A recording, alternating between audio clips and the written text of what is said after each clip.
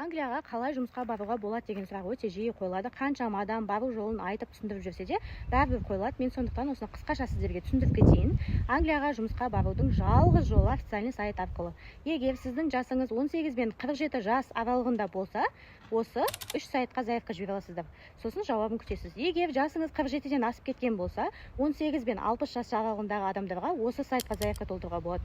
Сосын жауабын күтесіздер. Сосын көп адамдар былай айтады: менің заявка жібергеніме 5 ай болды, 6 ай болды, әлі жауап келмеді, қате толтырдым ба деп. Ол қате толтырғаныңыздан емес, жауап келмеуі әбден мүмкін. Егер заявка жібергеніңізге 3 айдан асып кетсе, осы Агричев сайтынан басқа қалған 3 сайтқа қайтадан заявка толтырсаңыз болады. Одан кейінгі сұрақ: сендерге қанша уақытта жауап келді, қандай сайтпен кеттіңдер дейді. Біз 2023 жылдың октябрь айында барлық 5 сайтқа заявка жібердік.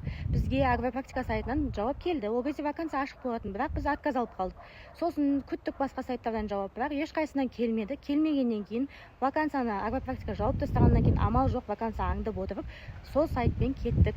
2024 жылдың май айында біз де 8 айдай күттік. Сондықтан күту деген ол қалыпты нәрсе, уайымдайтын нәрсе емес.